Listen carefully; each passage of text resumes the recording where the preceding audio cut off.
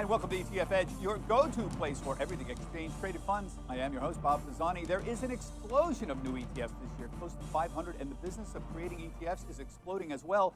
Let's talk to two experts in this field, old friends of mine. Chris Hempstead is head of ETF and AP Portfolio Rebalance Trading at Mirae Asset Securities. Todd Rosenbluth is head of research at VettaFi. Chris, 500 new ETFs this year, $1 trillion in inflows, $10 trillion assets under management. What sticks out to you in this remarkable year? 500 new ETFs. It's 500, and now since I probably gave you that stat, it's 580 ETFs this year. Obviously, the biggest headline of that launch, of those launches, was the advent of Bitcoin and crypto ETFs. That's dominating the growth in new assets. So $1 trillion, I think, overall to bring assets over 10 trillion this year in total AUM. But a lot of the growth in the new assets came to market in ETFs is in the crypto space. But I think the most exciting thing we're seeing is new entrants come to market. Names that are not, your traditional BlackRock, Invesco, State Street, ETF players who've been around for a long time. Right. We're starting to see some new players, big players that have been on the sidelines for a long time, coming to market and converting funds. I want to talk to you a little bit about that, but I want to get your thoughts, Todd, on this remarkable year. I mean, let's not overplay this. The biggest amount of AUM is still going into plain vanilla index funds. And for example, technology ETFs are still getting plain vanilla technology ETFs like the S&P, the XLK, the S&P technology ETFs, still getting the big inflows at this point. They are. So index-based products still dominate. In fact, the Vanguard 500 index ETF has already set a record for the most inflows for the year. We have had already a record for fixed income ETFs gathered thus far this year. We're likely, as you showed, to have it close to $1 trillion, which would be a record, passing the $910 billion that we had. Actively managed ETFs have really been punching above their weight this year, both in product development as well as the assets. It's been roughly a third consistently that we're seeing in actively managed ETFs this year. So really strong year across the board as ETF adoption continues. I know I was asking you to both of you to pick ETFs that stood out. And Todd, one of your favorite picks for active management this year is the iShares Equity Factor Rotation ETF. The symbol is DYNF. And folks, if you don't know this, this is an actively managed ETF that's been outperforming the S&P 500. That's the bogey there.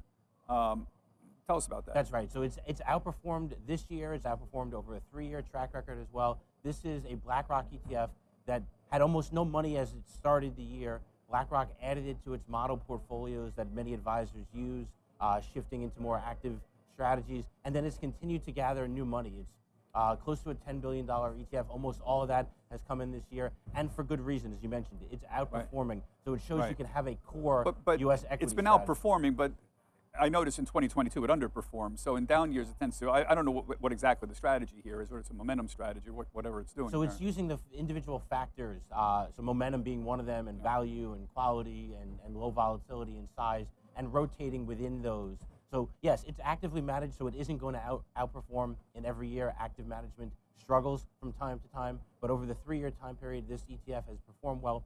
And what really caught our eye is just the investor adoption has continued throughout 2024. It was not just a BlackRock model move. But there has been some outflows, though. I mean, I look at it, with oil down, for example, energy has been seeing outflows. And I see, of course, very little interest in two big sectors we used to talk about all the time, thematic tech and ESG. Still nothing. I keep waiting for ESG to make a comeback, but nothing this year. I think there's a lot of definitions that need to still be determined. People like the idea of ESG. They like the idea of thematics. The thing is, Bob, when you think about a 60-40 portfolio at its core, that doesn't mean you go 60% into thematics. The thematic sleeve, if you look at the $10 trillion asset base in ETFs, I think it's properly positioned right now. And then it gives individuals like the three of us and anyone that we know who invests the ability to have an opinion. I want to be overweight clean energy. I want to be overweight some thematic energy sector, whatever it might be. It's a really, it's a real segment of the market that I think has room for growth as the overall pie of ETFs grow. But I don't think you're going to see thematics replace the core holdings in a 60-40 basic portfolio. Problem with thematic tech, but if you're not wondering what we're talking about here, it's essentially things like cybersecurity, for example. Pieces of the tech world. Infrastructure. You tend to buy these things at the top when they're exciting. 7 years ago, cybersecurity was a hot thing, and people were buying cybersecurity stocks and putting together ETFs around them, and so it tends to push the price up, and the most amount of enthusiasm is buying right there at the top. This is an eternal problem with ETFs. It's a popularity contest. Investors in thematics, I think the investors in thematics, if you want to think of them as active managers, if they are, The ones that are going to have the most success are the ones with a long vision and a long time horizon. The ones who are trying to time the market and get in cheap and sell it at the top are probably going to get hurt more than they win. Long-term investors with good vision get into thematics, and they tend to win overall. Let's talk about things that are growing this year that are different. So first, continuation of buffer products, for example. Unbelievable. That seems to be amazing. We've seen this, and I was talking to you about this, Chris, this uptake on single security leverage products. MicroStrategy has 3 funds that are out, ETFs levered to them. And then we have the S&P 500 without the Magnificent Seven, XMAG, that's brand new as well here. So I see buffer products, single security leverage products, like several stuff around MicroStrategy, S&P X Magnificent Seven, all sorts of innovation. There's a lot of innovation. There's a lot of creativity. Are they the most complex products in the world? No. Does it take a little more time to truly understand how a buffer product works? It does, but there's a lot of good material out there to help people understand. I want you to point this out, these MicroStrategy leverage ETFs. What is it about MicroStrategy leverage? Why is there so much interest in leveraged ETFs around MicroStrategy? I don't know. And they get good volume. Who's doing this? Look, there's at least, as you see, there's 3 issuers on the screen that have brought a product out to market that's a single security, pivot point, and they each have north of $500 million in them. The street likes it. I think some of the street likes volatility. People like things that move around a lot. That's more of the day trader environment, I think. Obviously. I don't know if we would recommend for grandma and grandpa to put their retirement money into these kind of things, but with the right advisor, I'm sure they could find a home for it. But I think a lot of the uptake here is in traders who like fast money, no pun intended. And they're not cheap either, so they're obviously profitable. Isn't that the real answer? There's enough people who are interested in trading this stuff. Obviously, this is. It would be very hard to make these products with a cheap management fee, just because of the nature of how they're managed. They're managed with swap exposure and other derivatives. Right. So how do you get like 2 times short or 2 times long MicroStrategy? It's a swap, right? Yeah, explain how that works. Most of them use swap, and what they do is they engage with a swap counterparty to provide them the daily return. So is it the swap counterparty that actually has it on their books? Correct. They're the one that does, not the ETF doesn't have it on the books. So they're in a swap agreement. The swap counterparty holds the securities that afford the ETF the leverage that they need. In doing that, it absorbs balance sheet at the swap counterparty, and with interest rates where they are, balance sheet's not cheap. And so it's the counterparty that's charging a lot of money because they're the ones that have on their books. Correct. The ETF manager is essentially renting the balance sheet of the swap counterparty to get the exposure, and the cost of rent for balance sheet right now is higher than it has been in the last Well, that makes sense to me years. then. I don't know what the fee is for those, but we've seen ProShares, they do very well for their ProShares and Direction. 90 basis points sometimes. And they've been doing it for a really long time, and they've got the lion's share of leveraged assets.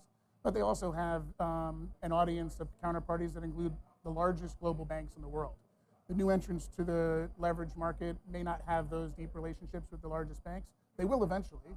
So it's just a matter of time. So you go ahead. I was going to say, so that's the fear and greed, obviously tied to investing. That's the greed part of it. These leverage and these risk-on strategies. The options-based ETF world also includes what you were talking about, that are defined outcome or buffered or protection-oriented ETFs. So Calamos has launched this year a suite of 100% downside protection-oriented ETFs. So you can participate in the upside of the market to a cap and have downside protection. Just, again, a great sign of the innovation that Calamos and some of the others in the industry have brought forward this year. And I want to talk about a new product potentially. You've heard of single stock ETFs, everybody. How about 2 stock ETFs? We just had Michael Venuto from Tidal on. He's a white label provider, very well known in the business. He recently filed for 8 2-stock ETFs that are pair trades. So they go long one stock and they short another. So here's some of them here, right here. One ETF, for example, goes long NVIDIA and it shorts Intel. Another one goes long Tesla and it shorts Ford. A third one goes long Amazon, it shorts Macy's. And you see here, one goes long Coinbase and shorts Wells Fargo, and there's 4 other ones. So essentially what goes on here is these imitate trades that are already being done by some traders. I mean, Netflix versus Comcast is not exactly a new trade here. So is there a demand for these products? I think there will be. By the way, they've been filed. They have not started trading. Yeah, if they get approved and when they come to market, I think there'll be demand for it. And look, I don't want to make a direct correlation to parlays or anything like that, but you see how people can look at the market differently and say it would just be easier if I could buy one product, do one trade, and put on this investment bet, if you will, that does what I want it to do. Long one stock, short another. I want to play the spread. These won't be complicated to support as market makers. The exchanges will be able to support these products, and the market maker participants should have no problem supporting them. But again, the work will be done. Can they raise assets like some of these, MicroStrategy products? Right. I suspect they will. Well, people who are doing this now can do this fairly easily. You can go long one and short the other. What advantage does an ETF have? It's like the lazy man's long short here. It's easier. Instead of having to short something yourself, the ETF is going to do that for you. And so there's a convenience factor that's out there. The same way that it's the single stock leverage ETFs, it's easier to be able to do with an ETF. Or if you want to buy the 30 stocks in the Dow Jones Industrial Average and have it just continue to do. ETFs just make it easier. They're much more mainstream. People understand more and more how they work. I think the ETF adoption is going to continue, even if we have some of these niche-oriented products sitting side by side with Vanguard 500 in a portfolio. Yeah. So you were talking about new participants this year that are coming. Anybody sort of stick out to you? I mean, some of the bigger ones, look, Eagle Asset, I think, was one that I mentioned. Rockefeller, they've been around for a long time. You mentioned Rockefeller, of course, an asset management. Yep, Calamos. I mean, these are big, legacy, generational managers that are, coming into the ETF market for the first time. I think it's exciting. I think we'll see a lot more. There's a lot of buzz in our industry around whether or not the share class version of ETFs gets approved sometime in the next 12 to 18 months. If it does, I think we would expect another few thousand ETFs to come to market very quickly. Right. For those of you who don't know, you're using clipped language here as always, but Vanguard was the only one that had essentially the same asset class in an ETF and a mutual fund, and it was tremendously beneficial to them. Correct. And many other people want to do that, but they had a monopoly on it, and now the SEC has to rule on whether they want to allow that. Yeah, the patent they had expired, and so now once that patent expired, then others have filed. It's not an automatic approval. There's a lot to consider, but it's all being discussed, and I suspect that if it were to pass, do you support having that go through? I have no reason not to support it. I mean, I don't have a vested interest in it, but I do. I mean, I think it's great for the industry. There's 34 different asset managers that right now have filed to do so. BlackRock and State Street were the latest ones to do so, but Dimensional Funds has helped to lead this charge. I think it's great for the industry if investors, the industry being investors as well, for investors to have the ETF option of a pre-existing mutual fund portfolio. That's great. The tax efficiency is so much better in an ETF. Yeah, it would save a lot of money. I got to ask you about the presidential election. We're right on the eve of it. Does it make any difference in ETF trends if Harris or Trump wins, or can you see anything different? I certainly think that depending on what the outcome is, sectors like energy, regional banks, high yield bonds, the emerging markets, all of these sectors probably are pricing in some sort of a move one way or another if Harris or Trump. Again, I think the individuals and the investment professionals will be the ones to decide how they want to weight their portfolios accordingly. But I think sectors like those are going to be in play. So I would keep an eye, look at the regional banking sector, look at the emerging market equities, look at high yield bonds. What else could there be? Well, I would just jump in. Energy, obviously, is a big sector that could go either way. So I was just going to jump in. People have an idea of what could be a winner and what could be a laggard, but we saw clean energy actually perform better under the Trump administration, clean energy ETFs, than the Biden administration, even though the Biden administration passed clean energy How do you explain that? legislation. You're asking me to explain why the stock market does what the stock market does.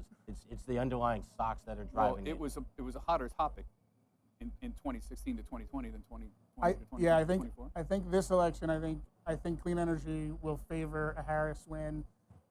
It's just my opinion. I just think that they seem to be pushing that a little bit more, and it does feel like the Trump team has dialed that back a little bit.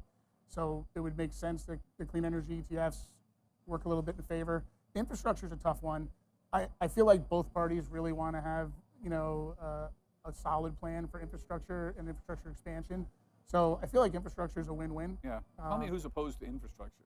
Who doesn't think that the bridges are crumbling and we need that's a win for right. I want to know who's against that. I want to see the bridges crumble. Who's against modern rail system in the United States? Yeah, which we don't have. No, we don't.